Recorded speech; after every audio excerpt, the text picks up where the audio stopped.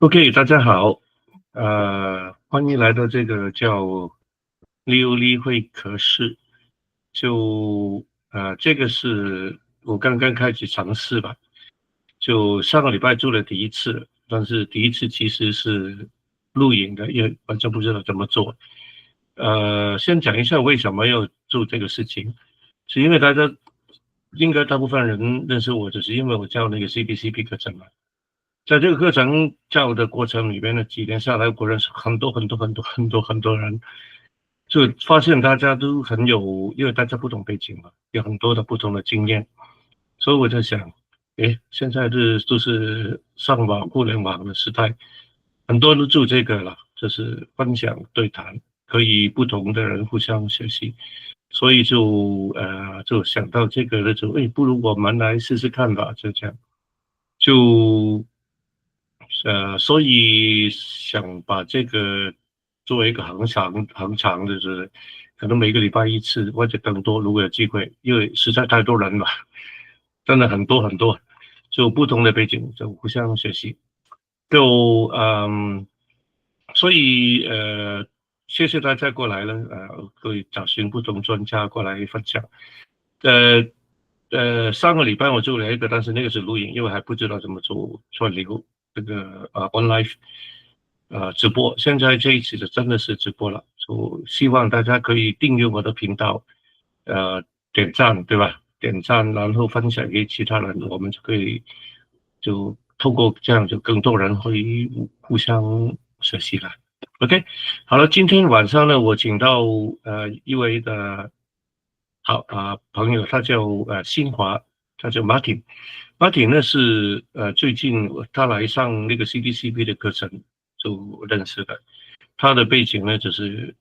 之前有宣传过，就是呃他做这个空调跟那个 ISO 认证非常专业，碳排放这个方面。所以呢所以想跟大家分享。我现在先打开一个录影，顺便录影 full screen，等等我 select region，hold on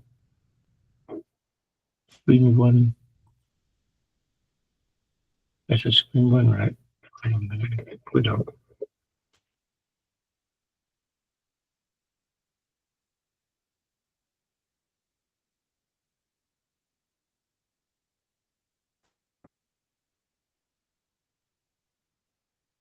好，我自己的镜头，我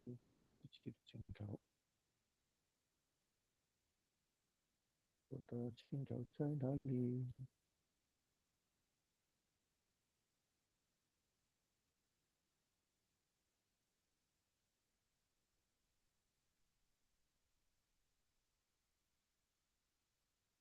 好，回来了，大家见到我吗？OK 好，就现在先请我的朋友巴鼎出来介绍他自己了。OK， Martin。Hello Leo，晚安，晚安。晚安。对啊，很高兴有这样的机会哈。我们第一次见面是在9月1号、9月2号 CDCP 的课程对，然后上了你的课，就是让整个谈下来的过程发觉 Leo 这边我们可以在未来有更多的一些交流那也很感谢这次有这样的机会，受 Leo 这边的邀请参加这次的直播的一些分享，就是说。谈到专家这件事情真的不是很敢当啦，只是说因为在碳在跟整个数据中心，它有一个很大的连结这一块所以我想说，这次借着 Leo 这边的邀请，我们来分享一些相关有关碳碳足迹温室气体排放跟数据中心，特别是在空调这个部分的一些心得、一些分享当然，如果后续大家有更多的一些机会可以交流的话，那也很欢迎这样子。那我先分享我的一些相关资料咯。好，稍等。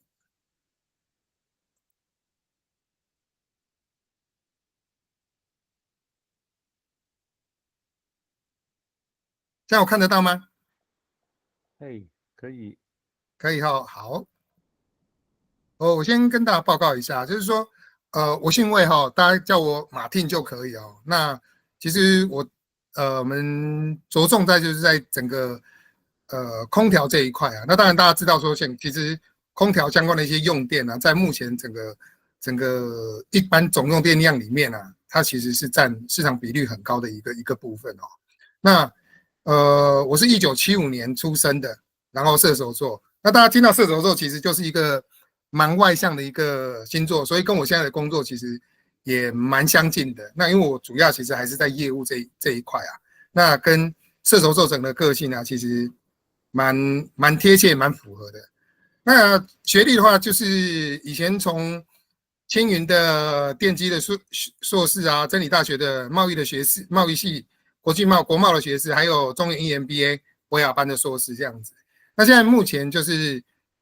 针对像碳排放管理跟资料中心相关的一些空调的一些这样子的领域啊，我们成立了一间公司是良春兴业。然后下面像以前过往就在台达电子啊、新鸿科技，然后负责整个业务产品的一些行销。那在我旁边这个是我们公司的 logo 哦，良春兴业。那下面就是一些我们产品啊这一块啊，就是相关的一些认证啊，包含了像14064的温室气体盘查这个部分，还有碳足迹，那还有就是我们主要集合的这一块。那因为现在相关的一些产品啊，就是我们如果要出口到欧美，一定要有欧美当地的一些认证查证的机构，而且被认可之后，你所提供的一些相关温室气体盘查的一些报告，那出口欧美，那欧洲、美国他们在我们家交进这些的报告的时候，他们才会认可。不然的话，如果说是认可我们的报告，如果出口的时候没有透过当地欧洲跟美国他们所认可的稽核单位有签发的这些证书，他们第一件事情他们就会先裁罚，然后再要求再补件。所以这些的稽核透过了像欧洲的艾法诺跟美国的 IAS 这个部分认证，这个是相当重要的。这个先给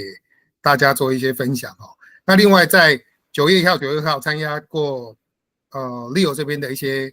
课程之后呢，也取得了 CTCP 的这样子的一些认可。那当然，未来我也是希望能够再进一步在 CTCS 这个部分再去做更加一些了解。那后面也期待说，可能在明年上半年的时候继续上 Leo 的课程。对，这个就大概是我的简介这样子。很棒。对，好，那接下来我就讲一些，分享一些我的，看一下这个部分，在下一页的部分，哎，这个。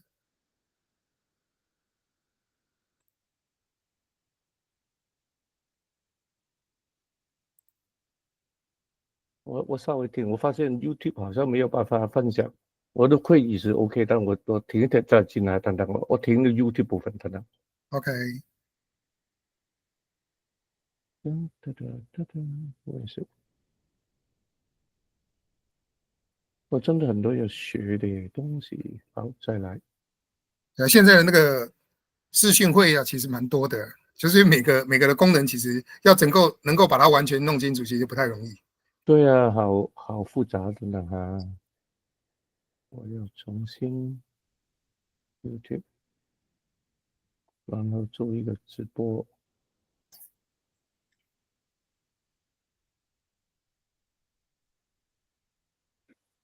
就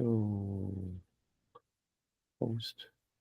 go live。Go live session， live session， or action 等等。这个，所以我这边要做分享。再来，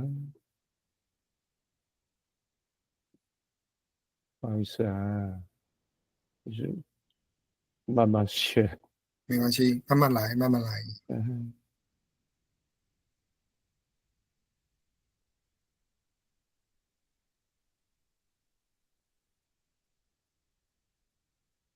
好，公开，开始。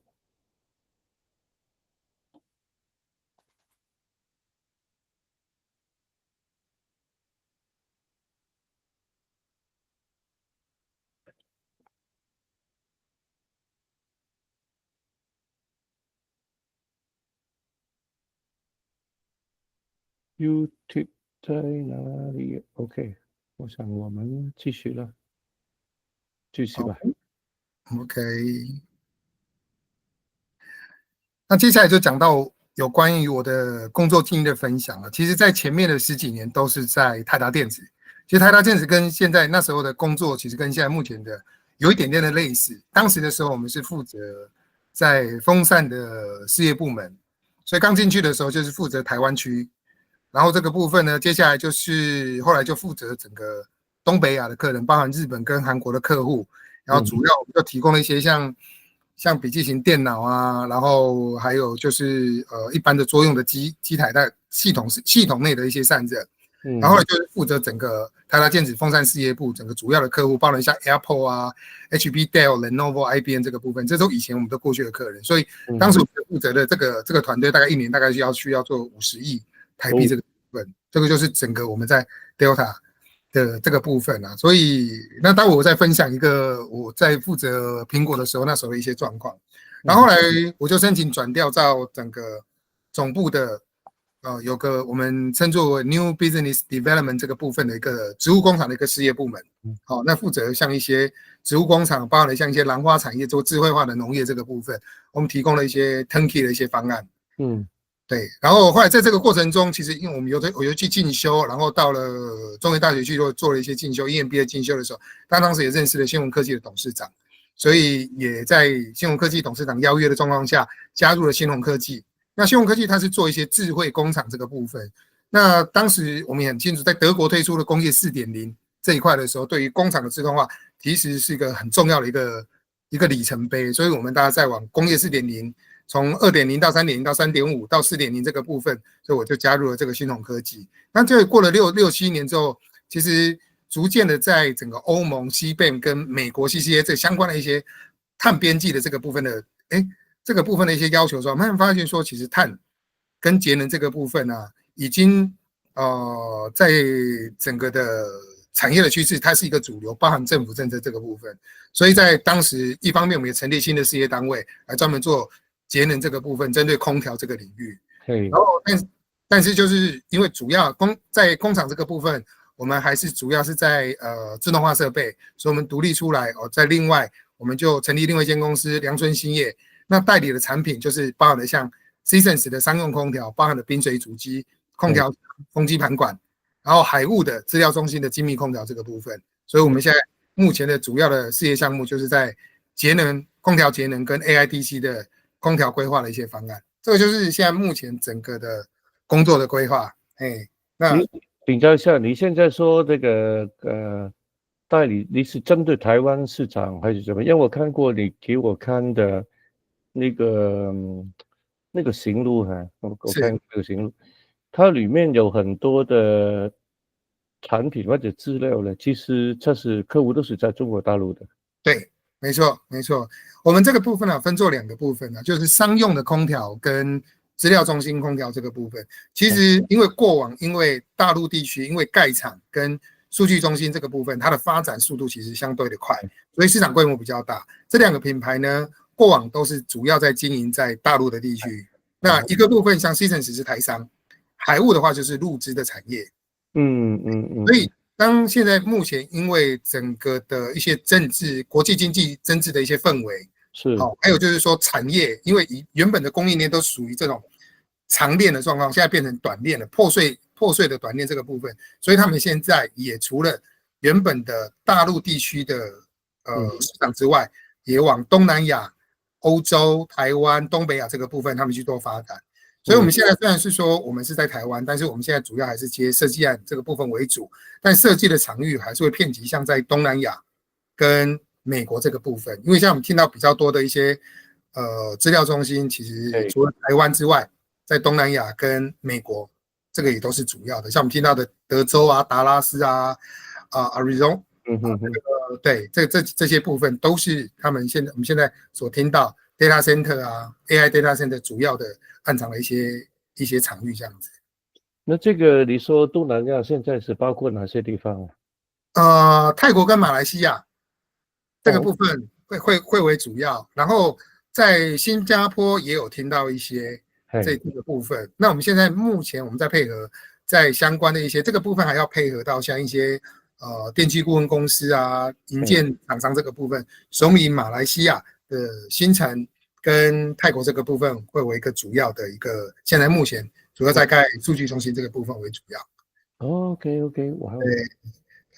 因为现在其实每个国家的数据啊，都是一个很重要啦，所以大家也不太希望说，每个国家也希望说，在自己本土能够有数据中心，把相关的一些资料，然后储存在自己的国家内。那特别是算力跟主权又有一些主要的关系，所以每个地方还是会成立国家级的算力中心。是，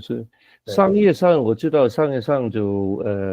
从商业的角度呢，也可能没那么严格。所以比如说你新加坡刚才说东南亚，你有些新加坡的公司，因为它的地方很少嘛，新加坡的电力也不足，所以有很多人搬去马来西亚那个新山，就是那个Woodland旁边过去嘛。是，这个是蛮发展。但是那个是一般性的，像你讲，如果是国家的主权有关的，他就不会搬到别的国家去了。对，的发展比较多。对啊，所以我们遇到的除了新盖的一些 AI 的 data center 之外，其实很多遇到的其实是在旧的那个建筑物里面，它直接提供了我们像一些不同的 module， 我们进到它的旧建筑里面，对，我们直接去建构它的数据中心这个部分，这也是一个我们现在目前上看到，像其实几个 container 可能就是几个 k 瓦的这样子的耗电量这样的算力，他们就会比较简便，把它相关的一些 AI data center 把它建构起来。OK， 哇 ，OK， 继续还有我因为那个画面太小了，所以我会把我自己的变少，然后把你的 PowerPoint 弄出来哈。OK， 机器我先把机器拿走。嘿嘿，你出去，你刚现在个变大，你看到吧？应该可以啊，可以继续。好。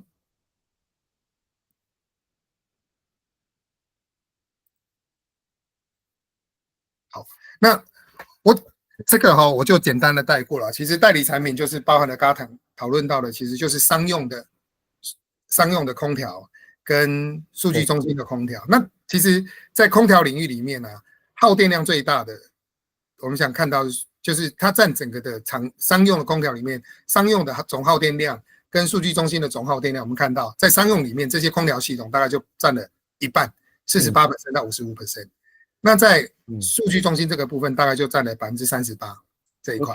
对，那个这个我们看起来是比较简单啦，这个部分我们就简单的把它跳过。然后接下来我就分享在我们讲温室气体排放这一块啊。其实温室气体排放这个部分啊，我们听起来它其实是一个很硬邦邦的议题。不过因为在整个的工厂里面，其实或者是公司里面，它会把碳这件事情要把它当作是一个成本再去做一个计算，因为包含了欧盟所提出来的这种碳边际 CBAM 的这个部分的一些要求，台湾这个部分提出了碳费的要求，美国针对 CCA 这个部分的要求，它都有一些针对碳这个部分，它怎么去计算，怎么去收费啊？这件事情就要特别去了解。那在 ISO 这个部分呢，我们就从 ISO 14064你等等 Martin， 因为你现在没有办法把它全屏幕，我建议你先把你自己的镜头先关一下，等它变大就比较看得到。OK， 好的。我如果用这样子，大家这样看得到吗？现在不行啊。现在不行了。它占了有一半左右。这样只有一半啊。因为你那个镜头比较大。好，这样可以吗？这样也可以吗？还是没变大。没变大。所以你可以暂停你的镜头，让它出来，然后回头再开这个镜头。OK， 我如果这样子呢？但是你可以把它变小，最小化，因为你现在那个关掉镜头，但是还是很大。你有没有变少的？这样？没有变化。没关系，如果这样子由它吧。对，但是这个我们后面可以再做一些交流。像看起来，就是温室气体，我们这个页面它在整个呈现上它是比较小的哈。对 ，OK， 那我们就讲了，其实就是说在整个 ISO 的要求里面我们针对14064这个部分我们讲的其实就是在盘查这件事情。对，我们怎么去把整个在工厂跟公司这里面把温室气体这件事情，把它的量把它查出来。对，透过不同的方法，包含了生产的它的范畴1、范畴2，那个上下游这个部分，把它查出来之后呢，接下来我们所看到的说，我们今天其实接下来第2个最主要，其实跟我们大家最主要有关系的，我们就看到就是在这个14064之2这个部分是属于自主减量。那自主减量就跟我们的成本就会有很直接的关系了。对。然后接下来我们才讨论到14068之1这个部分，我们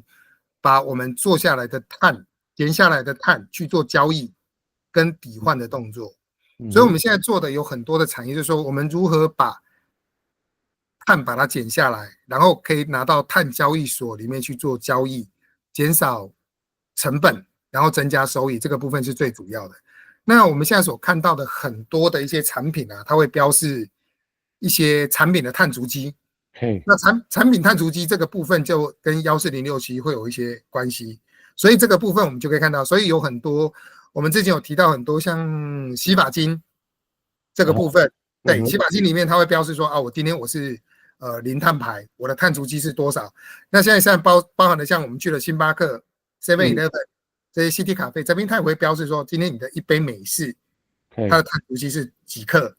然后拿铁它的是几克，这个部分它都会把它标示出来，甚至你用的茶杯这个部分就会跟碳足迹有关。不过我觉得这些的盘查这些部分这些部分都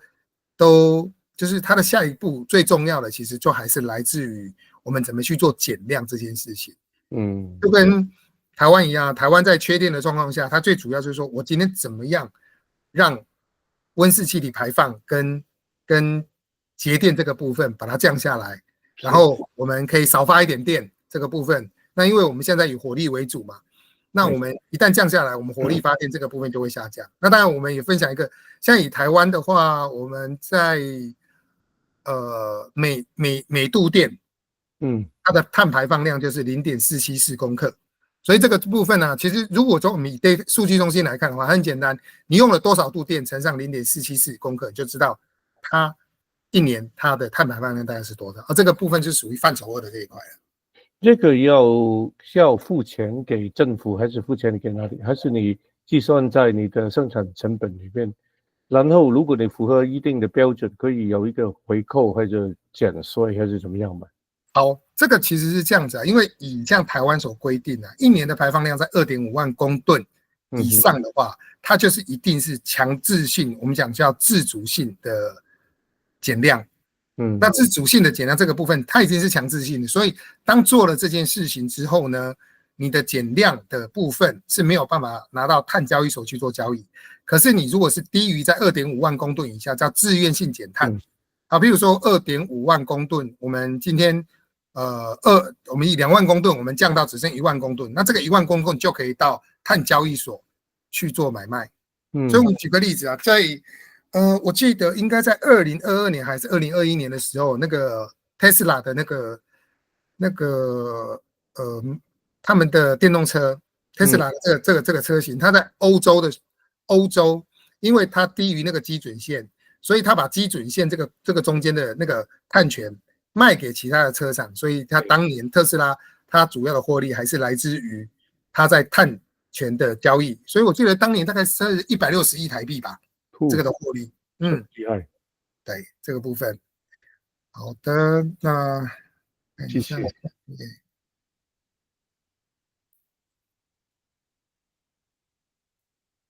所以 Tesla 除了自己做车赚钱之外还有很多其他的地方会赚钱。对，但就是每年的这个部分还是会有一些还是会有一些差异就是说在整个欧盟他们要求，所以刚我们看到这个部分就，如果我们想了解的话，第一个就是064之1的我们怎么去盘查，然后呢我们在技术面这个部分我们要做到怎么去做减量，好，所以这个是自主减量计划这个部分。那产品里面这个部分就是每个单位的碳足迹这一块。对，所以这个是给大家去做一些参考。那其实这些相关的盘查结束之后，都必须透过第三方的认证单位去做到稽核。那这些报告出厂之后，我们要出口到欧洲跟美国，这些才有办法被其他国家去做去做接受。所以那个时候你有做，我看你很多证照在114那个系列里面做。对，所以你是当时是在怎么样的情况你可以做这个集合的过程？是作为第三方吗？还是怎么样？对，因为我主要的还是在于空调这个部分。那我们今天在做空调这件事情的时候，因为它跟占整个耗电量里面它的比重是最高的，所以我们在做节能减碳这件事情的过程中，我们希望说今天提供的是一个完整的方案，让我们的配合的这些业主啊、客户这边他可以了解，我们做了设备的改善，我们做了技术的改善之后呢，我们的电可以下降多少，我们的耗电量可以减少多少，我们的排碳量可以减少多少。因为我们每年都有一件事情我们就是每年都会有一件事情，就是说我们看到下一个页面但是不好意思，我插一个很快的问题，是因为你如果真的是做集合只是这角色就是告诉客人比如说你的客户你是有集合，应该的角度只不过是过去看到这个 OK 这个不 OK 吧？是没错。刚才讲的，如果怎么能够改善的方法，这个应该是顾问的范围，不是集合的范围吧？对，没错，我提供的就是顾问的这个角色。OK， 所以你不是去集合，你是顾问，如何帮助他们通过？对。OK， 没错，就是说，其实我们看到这个页面我们在提到的就是说，我们在这个过程里面，我们应该要注意到什么？我们今天其实我们要换一个设备，它只是成本的高低而已。但是我换的这个设备如何能够达到我们讲一鱼三吃？我今天做的这件事情，我对公司能不能有多样性的一个回馈？那当然，第一个就是说，我今天怎么把电省下来？所以我们讲我们来看到这个部分就是说，我们在低碳技术里面包含了像我们在看到的像空调、热泵这个系统，再就是风机这个系统。我们这个所对应的部分，好，我们换下去之后，我们把电给节省下来，因为新的产品跟旧的产品，它一定会有个差异，就是我新的产品的效率一定会比旧的产品效率好。那可是我使用的状况下，这个部分跟什么有关？跟冷媒就有关系。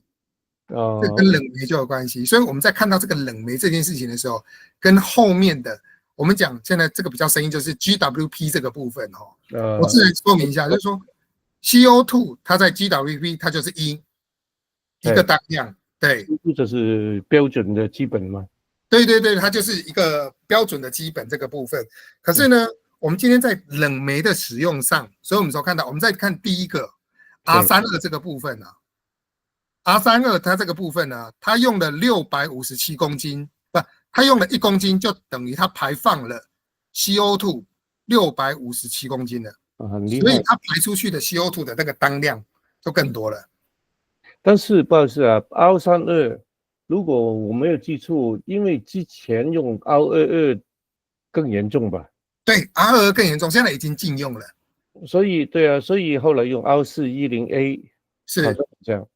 对，所以但R410好像也要过期了吧？对，没错。32，对，那32就，所以你现在说的那个数已经是最低减下来的了吧？我们现在接到最新的要求，其实来自于我们现在在这个表格里面最下方 R513A 这个部分。我再看一个，哪一个 ？R513A 最下面这个部分。OK， 对，那但是它还是有 GWP 的那个当量，对，它这个部分还是有这一块化学东西嘛。对，它还是有化学，所以它在那个二氧化碳的那个我们讲啊，温室气体的潜质这个部分呢、它还是有它的比例，但是它的比例其实是已经下降了。所以我们今天在做节能跟减碳这个部分的时候，我们除了考虑到我们今天在我们讲的比较深一点，就是范畴2的这个部分，我们是直接减了多少的电。OK， 但是我们今天冷媒的使用会被计算到范畴1，所以我们在做这件事情的时候，我们是同时把范畴1跟范畴1跟范畴2的二氧化碳这个部分去做一个下降。好，不好意思，我插一句啊，因为可能不是每个人都知道，是范畴1，我的理解不知道，因为我是看英语的。范畴1就是你自己产生的二氧化碳，生产的时候做二氧化碳。范畴2我们是 Scope 2，就是你间接产生的二氧化碳，你使用，所以 OK。对，其实范畴2它很直接，就是我从外面跟台电买了多少的电，对，然后我就换算乘上去之后，我们就知道我们产出了多少的。对，因为它烧煤嘛，对不对？对，所以我们今天我们在做的这件事情，我们就很直接的知道是说，我今天在范畴1跟范畴2，我减低了多少的碳。OK， 那这件事情呢，我们在永续报告书里面，我们在哪些部分，在 ESG 里面能够写到的，就是今天我减少了那个能源的使用，减少了碳排放。那另外，因为这个新技术的使用，它的环境噪音它会下降，所以这个部分在友善职场的环境这个部分，这些都是可以在永续报告书里面可以提出来的。OK， 对，所以我们今天，所以为什么说我们今天在相关的一些认证里面可以提供给客户的，其实能够提供的其实是一个多样化的、多样形式的一个价值。就是说，当我们改用了这样子的新的技术，我们在其他领域里面可以怎么去协助到公司去做到永续报告可以去减少的碳排放这个部分。明白。但是我想请教哈，就你现在是一个空调系统的代理，是，那你提供的卖产品还是做顾问，还是两个一起做？2个 ？OK， 对，2个。但是基本上啊，就是说，我觉得顾问其实对于客户它其实是一个附加的价值，所以我们不是，其实我们想提供的其实是一个整个的，我们讲能源跟碳排放的管理的一个方案。明白。对，好的。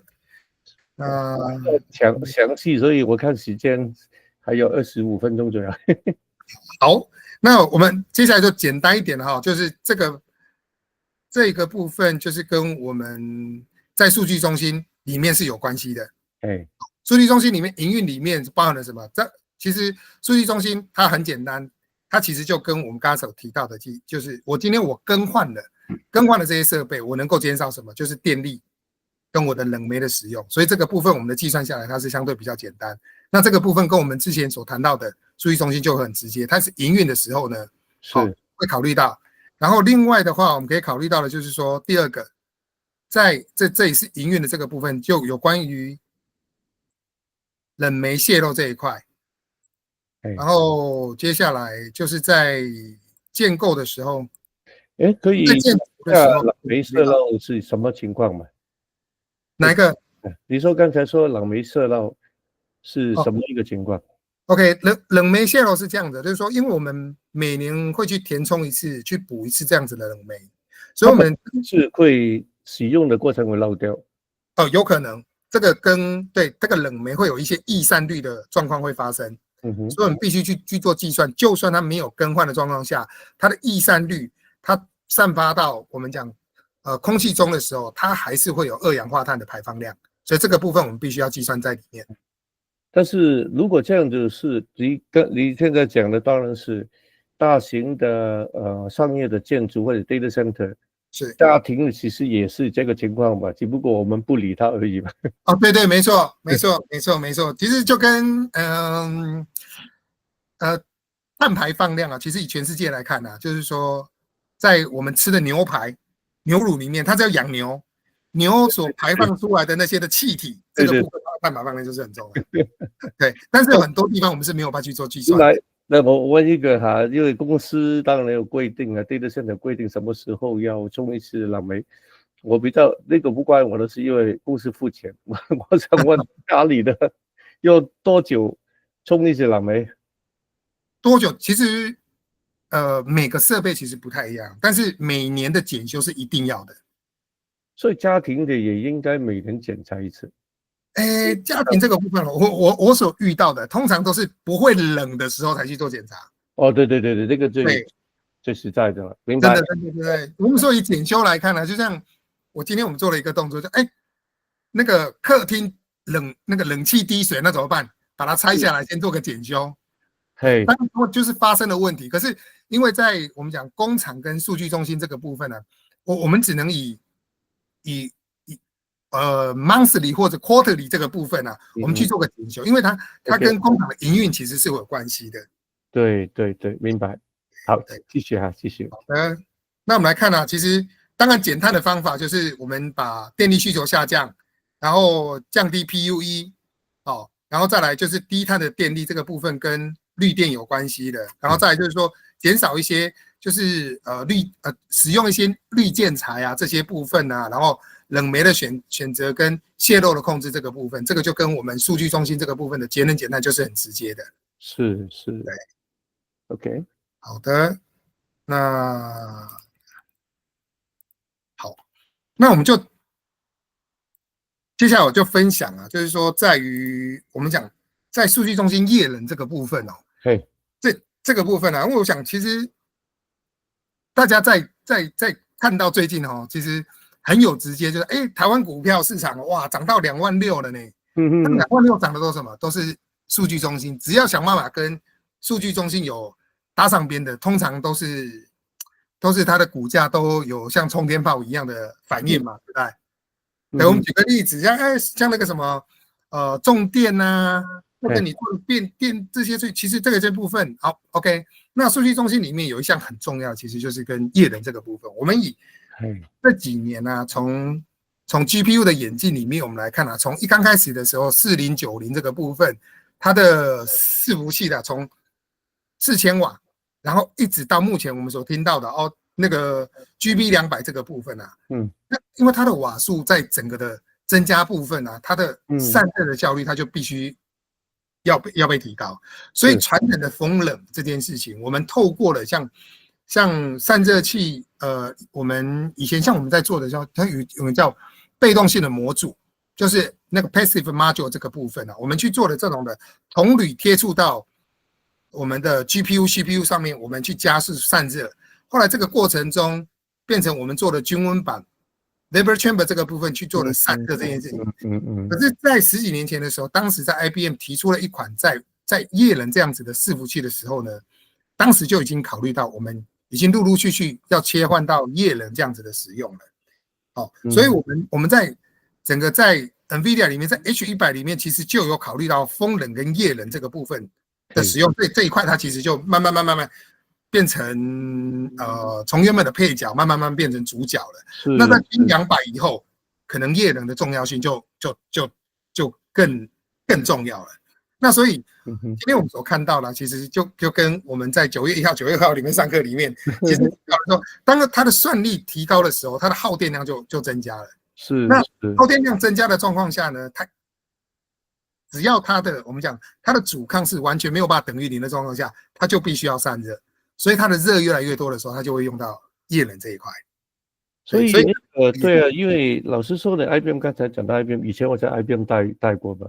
所以很多年前那个主机就已经几十年前，它已经是水冷的了，液冷的了。但是那个时候，老实说，我觉得现在看回去，是不是真的有这样需要呢？就那个时代不可能100千瓦一个机柜吧，那个主机。但是无论如何，就是现在看来。我开始看呢，就是题外话，就是因为 PUE 需求要降低嘛，对不对？1.3我们在课堂上谈过，现在传统的冰水机呢就顶多去到1.2、1.3就尽头了吧？台积电早阵子也跟 Delta 也试了好几家，这方 Micro 还是好几家，我记得好像有做一个实验，因为 TSMC 台积电有来上我的课嘛。他们只是做了实验，但是他没有真正应用。最后的实验就是去他们所的 data center。但是如果根据这个趋势啊，像你讲的这个 GPU，会不会有这个可能性啊？题外话就是，可能再过5到10年，冰水机不用再存在，因为没用嘛，用不，会不会有这个可能性呢？以现在目前我们所看到的，就是说我们在做一些产品设计的时候啊，通常我们也都会预估说未来下一代，因为我们在建构在数据中心这个部分，我们可能考虑到15年到20年这样的使用，所以我们今天在设计的时候，其实我们在里面整个模组化的设计里面，在于空调冷却这个部分，我们必须去思考到未来，因为我们一个 GPU 一个 SKU 它可能只有5年。可是5年之后，它结束之后，它可能就更大的算力、更大的散热这件事情。所以以现在目前，如果说我们今天讲冰水主机，因为以过往来看啊，我们看 GB200 以前，就刚好我们是周5的时候，我们讨论到这件事情。周5刚好半导体展嘛，刚好我们在讨论到这件事情的时候，其实 GB200 我们做散热的时候，其实我们都还可以把 CDU 独立出来。OK。可是我们现在的话，在 GB200 在 NVL 72以上之后呢，我们可能要把 CDU 跟我们的 server 把它连接在一起了。OK。对，那这个部分我们会提供到像我们一些在二次侧跟一次侧的散热这个部分，它可能就需要做到一些连接了。所以说冰水主机它会完全消失，因为我们现在考虑到 PUE 这个部分哦，那 PUE 这一块，我们在能源效益的使用里面啊。如果今天我们要把这个部分，我们像周5我们开会，他会考虑到说，那我们今天 PUE 能不能做到 1.1 以下？因为现在开始都要求到 1.1 以下。可是，在 1.1 以下的时候，我们使用到风力来去做散热这件事情，它其实是有个很大的 question mark 在里面，因为它的风力的确没有办法做到这么大。因为其实我们用到水冷这件事情，其实就是使用到它的相变化来加速它的热去做散热这件事情。对，所以液冷这件事情。它还是会去存在。那冰水主机会不会说消失呢？我觉得短期之内可能会比较困难一些，但是未来不知道，因为未来可能会全部用浸没式的这样子的产品的时候，就有可能会发生。明白。这个是我的一些我们所接触到的一些讯息啊。那当然，我想再接下来就是说。在浸没式这个部分啊，稍微整理了一下。其实我们现在目前我们所运用到比较多的啊，其实我们讲看到的就是一些水跟乙二醇这个部分去做一些散热。那未来有可能到浸没式，可能就包含了像这些相关的这些的油，这些油这些部分。那这些油这个部分呢，未来它在冷却的时候啊，我们有看到一些数据中心，它会把它放在海水里面，它会直接把 server 放在它的这些不同的那个油里面。那这些部分呢，它就是为了强调，主要其实是就在散热这个部分。不过因为我看到，其实因为当你放在油里面，它就没有 IP 的要求了 ，IP 的一些要求，所以它其实因为它不会有那个导电性，所以 server 它放在这种油里面的时候，它就在绝缘液里面的时候，只是说它的材料能够相容，它不要能够防漏，这样就 OK 了。那这个是简单在我们在议题上使用的时候呢，看到的一些状况。是 ，OK， 好，那现在我们就看到，在新的那个资料中心，我们在液体那个液体啊液冷这个技术里面啊，那我们现在所做到，其实就把风冷跟液冷，我们就可以把它做在一起，所以我们会有室外侧的冷源跟 CDU 这个部分，所以它同样我们去做这样子的散热的时候，它就可以把风的散热跟液体的散热，同样在数据中心里面就可以做比较良好的一些搭配，所以我们能够看到这个是其中的一个方案。你的意思是液冷是针对这些 GPU 就一个 cold plate 上面去处理？对。气流因为这个 server 它有其他的线路板的元件没那么热，就用风冷去处理，对不对？一个部分可以是这样，那当然我们也可以用外面的这种室外的冷源去协助 CDU 去做的这件事情。OK， 对，好，这个是其中一个方案了，就是风液同源的这一块。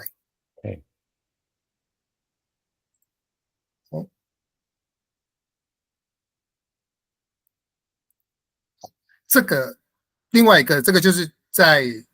我们在风液独立的这个部分，所以在液冷侧跟封测，我们可以把它做2个不同的，但这2个部分它就是两个独立出来。像我们看到封测这个部分，我们可以针对就是室内这整个数据中心的里面室内测的这个部分，我们去做一些散热。那如果在预测这个部分，也可以协助在 CDU 这个部分去做，我们透过这个我们讲 EPDM 这个部分啊，去在机柜里面去做散热，这是2个去做独立的，它就没有把它混合在一起。OK， 这些都是现在大家在讨论的了。只是每个厂家可能他没有绝对的标准，这什么 TIA 都没有出来，所以我有点看呢，就是因为 TI92刚刚出来2024，我上课有讲5年一版嘛，所以希望到2025年，就是2029年下一版 TI92D 可能就会比较规范化，因为现在如果大家每个厂牌做的方法不一样，就没有兼容性的可以处理，结果大家可能由于一段时间，除非有标准出来，那就什么设备都可以兼容。我不知道可不可以这样发生，我是这样想。对啊，因为我想，其实在液冷技术这个部分呢、其实就是它的设计，其实就是都是搭配 GPU 这个部分，它的一些演进啊。那当然就是说，我们现在所看到的这些方案，包括我们看 GB200这相关的一些补冷的一些方案哦。我们在我们这个部分，大概就是有3种的一些方案，可以做未来我们在 GPU 里面去做一些设计的时候呢，我们可以去做到一些参考。当然，我想更细节的这一块啊，可能我们就依照当时我们需要建构多少 megawatt 这个部分，然后它的场域这个部分，我们去提供不同的做法跟方案啊。那当然，因为我们现在所看到在液冷这个部分，因为有 WUE 的一些要求。对啊。对啊，因为我们现在除了 PUE 之外，我们要考虑到 WUE， 那甚至在 CUE 这个部分，我们也都必须再考虑到里面。所以我想，其实，在数据中心里面，除了我们讲能源效率跟用水效益之外，另外一个部分就跟原本刚开始讨论里面的怎么去减少碳排放这件事情，这些其实都会整个息息相关。那所以在设计在数据中心设计里面，其实不只跟针对我们在 GPU 的发展。这个部分跟它的 roadmap 会有一些关系，跟当地的法规都还是会有一些关系。所以现在其实对于设计这个部分啊，我们投入的人力其实蛮多的。像我们在设计的这种单位里面，我们大概就有300个那个工程师去做这样子的设计。所以我们一次提出来的方案里面，当然现在因为建构数据中心的一个时间上啊，从原本的18个月，现在变12个月，现在到6个月。所以我们除了要做模组化之外，我们在各个地方的一些法规啊，跟一些当地的用水用电这个部分，我们都必须考虑到。对啊，你这样讲，我就想到另一个问题了。因为现在我们上课主要是讲 TIA92嘛 ，OK， 就是TIA92出来是2005年，我们上课要讲，到现在是20年。其实这个里面讲的 TEAM， 其实在今天来看，在20年前当然是很先进的，但是从今天的角度呢？就是你首先是 T 就是布线这光纤呢，那 E 就是电力系统，电力会越来越复杂，因为我们需求很多。我们上课有讲那个微型的核电厂，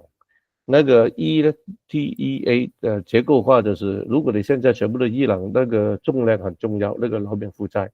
剩下来就是 M 就是那个冷却的问题。但是根据你刚才讲，我们要考虑 PUE， 要考虑 WUE， 还有 CUE 这3块，这3块是 TI92没有的，里面暂时他有提到，到后面的附录有提到伊朗，但是没有讲得很细。所以因为你做顾问嘛，或者是刚刚想到，可能你不妨留意一下ISO 30134，这个我相信很熟悉了，30134。30134 ，OK。ISO， 因为它这个是讲类似92，但是它还加上其他的CUE 啊 WUE 那些东西，所以我相信这个东西一定会大热在未来几年。所以你辅导的过程呢，我相信这个早一点把它加进去你的研究，有工程师吧，那可能会加强你们公司的对客户的这个竞争能力。更好。是，对，因为其实很多稽核像针对像 AI 啊 AI 的使用啊，跟 AIDC 的建构里面，其实有慢慢陆陆续续，其实规范陆陆续续也都出来。其实像针对 Azure 那个 TC 9.9这个部分，它其实也是针对这个部分，慢慢，它都必须考虑在里面。因为现在 GPU 的那个瓦数越来越增加的状况下，单纯像我们所看到的用液冷或者是说用风冷这个部分啊，它的设计上它的确还是会遇到某个程度上的瓶颈。对，而且在速度上，在建构这件事情，其实大家都考虑到的被所限制上的都越来越多了。对，因为我知道一些大的 IDC 啊，在外国我们叫 colocation， 现在很多大型的 data center 已经不是传统的，我进来我多少千瓦，然后地板有多少 CFM 的风量，但是上面就直接就安装那个 manifold 就水管就准备下来。对，就成为标配了吧？如果这样，那这个真的是很严重的问题。楼面负债，你10年前的 data center 不可能预知到将来这个机会会10倍那么重吧？对啊，对，没错。data center 的发展真的，哎呦，真的很恐怖了。对啊，而且特别现在又有很多我们必须考虑到，像一些区域上，我们前一阵子常常听到像德州就是一个缺水的地方，所以它所有东西它没有办法用到液冷的状况下，它就必须要到风冷。没有，如果你没有缺水的地方，好像台湾你南部下雨也比较少嘛。对，那剩下来只能我看到你用 Novik 或者是用其他的冷媒，就是东西来取代水了，只能够这样做。对，但是成本就不一样。对啊，就是成本啊，因为所以我们在我们整个在考虑上，像时间啊、成本啊、品质这个部分，其实都必须在建构的时候都能够去了解，才有办法达到我们讲所谓的那个 BMP 那个三角形的那个部分的一些兼顾。对啊，我在猜想就是因为有很多大型的，我们如果一些公司小的机房，这个就无所谓了。但是如果大的机房，你像中华电信那种大型的，他们有盖楼房，我在课堂提到他们在板桥的 data center 就一段时间了吧？是。你现在如果再盖新的，你怎么会准备未来20年呢？是不可能的，因为不知道明天发生什么事情。对，没错。我自己看法我跟他们聊了，我觉得我个人意见呢，就是不要再用以前那套方法，就是盖很大的大楼。而是准备模组化 ，OK， 这个照顾2000个机柜，完了我们再盖下一个，因为再过几年技术改变了嘛。对，只能这样一步一步去做啊，你还有生存的机会。对，因为算力这件事情，永远大家比的就是大家的哪个地方的算力快，哪个算力的哪个的算力多这样子，因为这个就会影响到我们整个计算的速度跟它的范围。所以这一块又跟冷却会有直接绑在一起，所以我们在一些货柜型的这种 container 型的这种的那个整个的模组这个部分，现在也是目前需求比较直接，而且建构这个速度上最快的一种方式。但是那个模组如果货柜式的那种，因为 HD 的 center 我们肯定需要嘛，那货柜式，但是它有先天性的大小的限制。对，就 CDU 或者是电力 power cable 的，不可能10条那么粗的 power cable 进去。是。但是这个需要是存在的，所以你提到这个就更糟糕了，因为不像一个建筑大楼，我们可以比较弹性去处理。我们慢慢看能做什么了。对啊，因为我们现在所看到，真的现在很多谈到的，其实就是跟我们讲数据中心算力这个部分啊，它其实这一块，其实我们就以前几天的那个例子，美国那个 Oracle 它本来是负责那种银行啊这种的一些作业系统，它现在在今年它也宣布它要投资接近4000亿美金的那个事情。对，所以你看，它也就是因为它要去做的这件事情，它要做算力的租赁这件事情，所以它的股价涨了40%，对，那它超过了那个。先讲而已，它可以不做啊，对吧？对啊，抓一笔。所以你看，他当宣布要去投资这个部分，所以现在各个国家除了要去做，就是他必须要把这种算力掌握在自己的手上，是，对啊，对啊，他们讲数据就是新时代的那个石油嘛。石油，对，因为每个人像我们在讲话，我们在做什么，其实他都已经被在数据中心里面去做累积了。那这种算力这件事情，那个利友您这边也很清楚啊，就是说今天只要运用到算力这一块啊，他的投资就跟军备竞赛一样。对，这是天文数字啊。对，它就是天文数字。我们现在一般人的，不要说那个大企业了，我们其实一般人用的 AI 也不少，对不对？其实我们每个人上网去 ChatGPT 去Perplexity， 那其实我们随便打几个无聊的问题，它后面算很多水很多电的。对啊，是啊，没错。然后自己弄一个，我最近也把家庭一些照片变成一个 video， 那就大家就很开心了啊，尤其有些是我自己也把我跟我太太从小到大的照片，朋友可能家人已经不在，然后就 video 就很开心了吧，对不对？是。背后那个 data center 用很多资源的了。对，没错。因为时间差不多，因为我知道你一会还有事情，那我们今天就来到这里啊，但是。我想问一个问题，因为那个资料，你刚才这个资料非常棒，我不知道你可不可以分享，就是我之后放在 Facebook， 或者是你可以啊，没问题。对，没问题。其实你说，我蛮喜欢这张图的啦，就是我为什么就是说把这张图放在我们整个 presentation 的最后一页，就是说，其实我觉得说今天我们在做任何的节能动作，其实做了很多事情，其实就是为了下一代。所以我觉得能够健康，而且你不用担心的去做呼吸这件事情，其实你看在画面上这个小女孩，她能够在这样子的环境里面，她去做一个深呼吸的动作，我觉得这个其实这应该是在每个人都可以去做享受的一个，就是说它是她的基本的权利。所以我们不能因为我们技术的发展，然后污染了环境，然后我们应该让我们的下一代能够自由自在的呼吸。而不是面对到一个是极端气候的这个部分，我觉得其实我们后续应该是要往这个方向去做努力。我觉得不只是 business， 其实我是觉得这件事情是未来我们要去做的，就应该讲现在我们应该要去做的这件事情。的确，因为你刚才讲到你在东南亚，我早阵子刚刚休假去平安，然后约一个朋友过来见我们，结果迟到很多。他为什么迟到呢？他就是因为下大雨，他的路全部水淹。那以前的马来西亚没有这样的情况，现在的气候是乱掉。你去欧洲、去中东那些地方，沙特阿拉伯那个天气是50几度的，现在，对不对？对，就是这个原因咯。如果在那他根本不能出去的啦。对，真的很严重。好，我非常感谢Martin 我也学很多。好，谢谢Leo，谢谢Leo。我们讲这个，今天我看来人很少，第一次直播嘛，然后可能现在没有什么耐心，但是我把它录下来，然后放上去网。OK， 这样慢慢就可以更多人就是一起你那个想法一起进步了。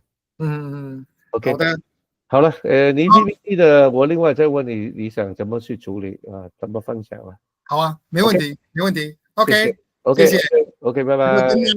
OK，拜拜，拜拜。